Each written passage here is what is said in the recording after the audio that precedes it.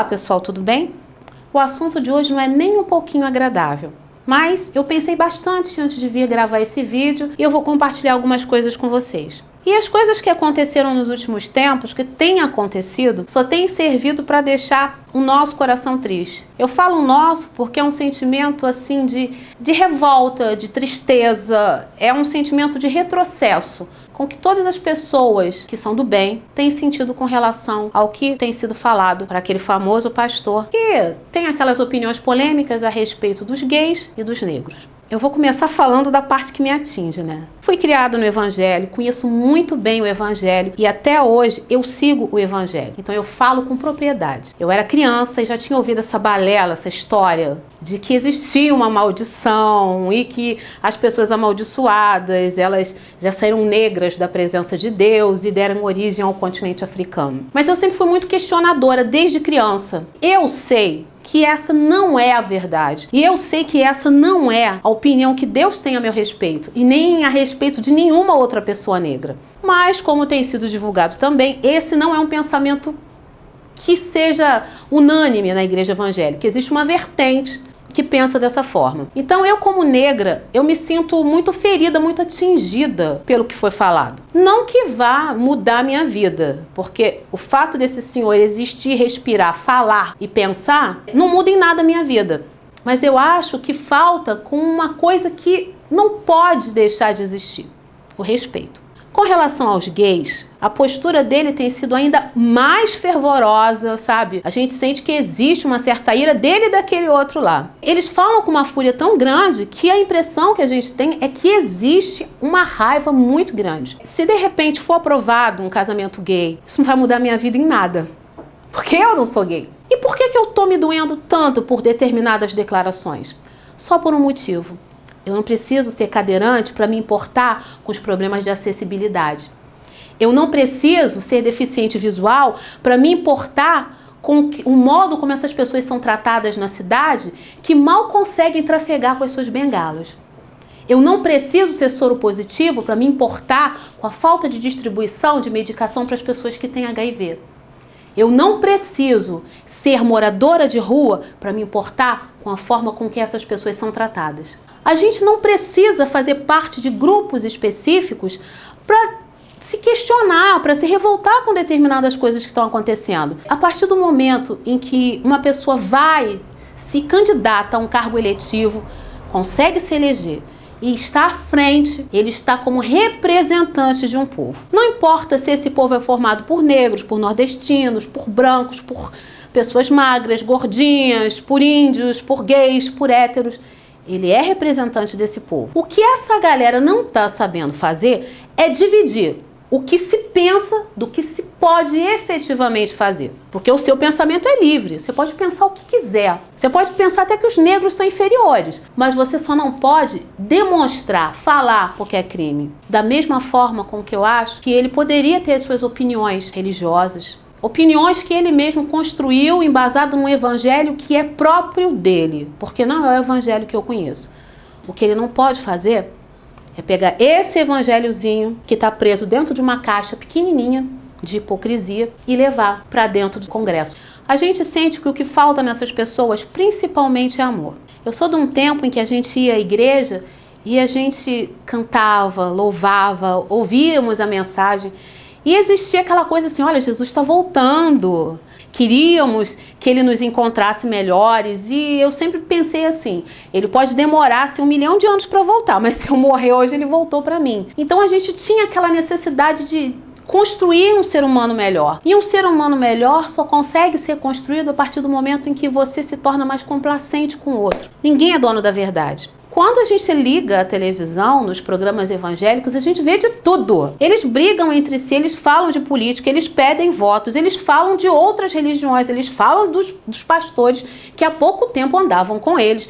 Eles falam sobre questões que não têm nada a ver com o evangelho. Existe um pastor que deu o horário um horário dentro do programa dele para a mulher dele fazer receita. Gente, pelo amor de Deus, né? Quem trabalha com isso e até quem não trabalha sabe o quanto é caro manter um programa no ar. Agora, você imagina que você vai dar o seu dízimo suado, trabalhado, para a pessoa colocar esse investimento num programa para ficar de guerrinha com outro ou para a tia ficar ensinando receita, né? Você querendo aceitar ou não, vão existir na sociedade heterossexuais e homossexuais. O que nós pensamos com relação a eles, se vão para o céu, se vão para o inferno, se são bons, se são maus, se são errados ou certos, cabe a cada um de nós. Mas saiba que tudo que você falar vai ser cobrado por Deus. Não sou geneticista, não sou da área de pesquisa humana, não tenho propriedade para falar como tal. Mas eu não entendo a homossexualidade como opção. Eu acredito que é uma condição com a qual a pessoa nasce. Como ela vai lidar com isso no decorrer da vida e principalmente com relação à parte religiosa, relação com Deus, é uma outra questão que eu não vou entrar nesse momento.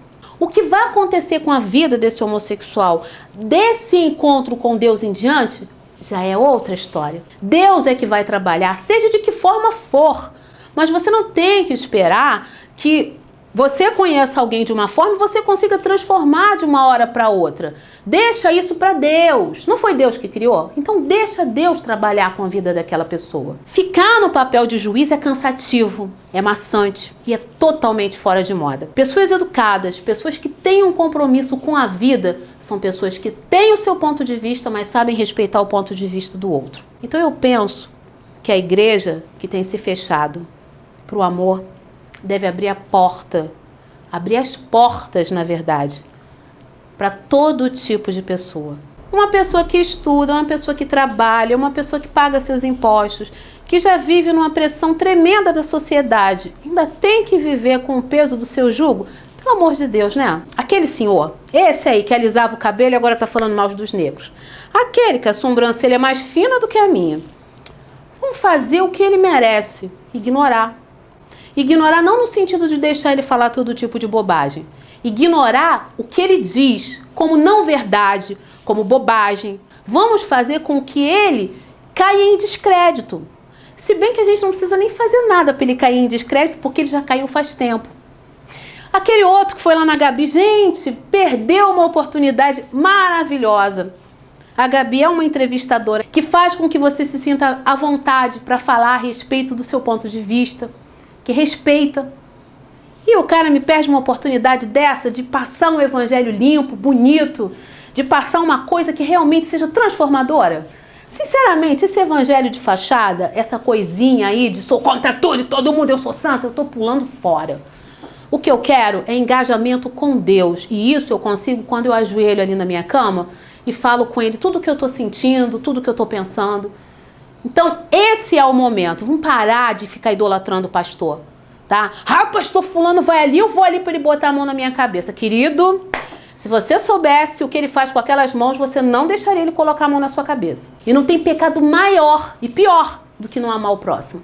Gente, quando eu ouvia na igreja falando que Jesus ia voltar, assim, tipo, que o mundo ia acabar, era uma coisa assim, como eu já falei pra vocês, era uma coisa assim, que mexia muito comigo.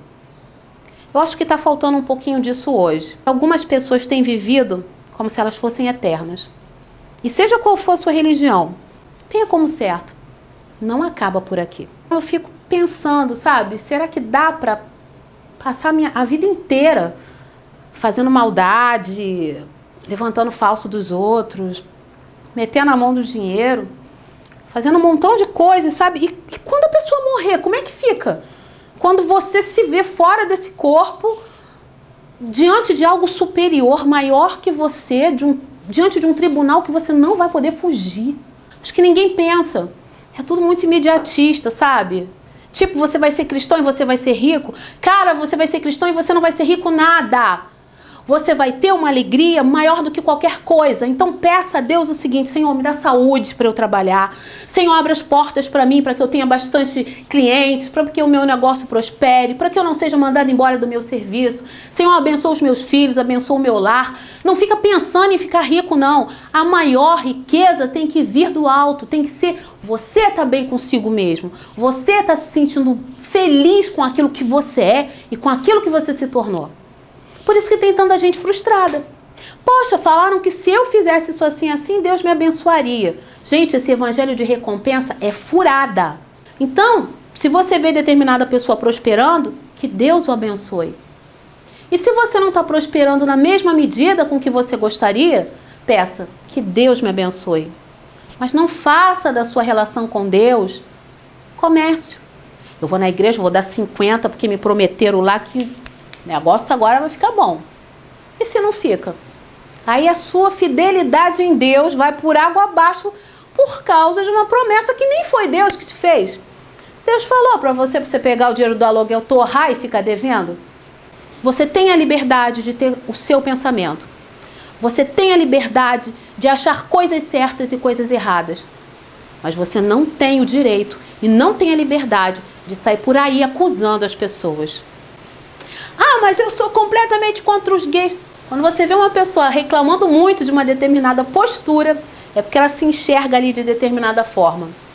Quando você vê algo e aquilo não faz parte da sua realidade, como ser humano, pensante, inteligente que você aprende a simplesmente respeitar. Vamos ter amor, vamos ser fortes o suficiente para dizer para esse povo que a gente pensa, mas não só em videozinho, né, meu bem? Vamos falar isso nas urnas. Seria bonito se quando chegasse a vez desse boneco, desse menino, desse senhor, desse pastor, chegasse a hora dele pedir os votos e principalmente a hora da gente votar, que ele não se elegesse. É isso que você tem que fazer. Ficar brigando em rede social não vai adiantar nada. O que você tem que fazer é não votar nele. E nos outros tantos que andam fazendo 1001 promessas por aí. Lembra o seguinte, programa evangélico é para falar de evangelho. Começou a falar de política, suspeite desse pastor. Começou a falar muito em dinheiro, ó, pula fora. Sabe por quê? Deus não precisa do seu dinheiro. Sabe do que ele precisa? Ele precisa do seu coração. Se você é gay, vou te falar uma parada muito séria. Cara, Jesus te ama. Eu amo você também, porque caramba, se eu não amar você, eu vou estar sendo hipócrita, né? Até porque cada um é do jeito que é e merece o respeito. Falam com relação à adoção de crianças por casais gays. Eu conheço muita mulher, muito homem heterossexuais, que não teriam condições mínimas, as mínimas condições de adotar uma criança. Porque se você pensa que uma criança vai ser adotada por um casal de gays e eles vão ficar lá se agarrando, fazendo cena na frente da criança, você está enganado. Mas eu conheço muito casal hétero que faz exatamente isso, não tem postura, mulheres que trocam de parceiro a todo momento e expõem os filhos a esses tantos parceiros que passam pela sua vida. Então, o que tem que ser visto é o que é melhor para a criança. Tenha um momento de reflexão, pensem um pouquinho. Meu conselho para você é, se lembra disso, uma hora tu vai morrer. E a hora que você morrer vai ser a hora da verdade, que não tem para onde fugir. Não tem casa bonita, não tem dinheiro, não tem pastor, não tem partido político, não tem propaganda eleitoral. Só tem o grande acerto com aquele que te criou. E que exige só uma coisa da gente, que a gente tenha amor e respeito. Vale lembrar que na Bíblia diz que o maior dos mandamentos é o amor. E o não cumprimento dele anula o cumprimento de qualquer outro. Aliás, não tem nem como cumprir, né?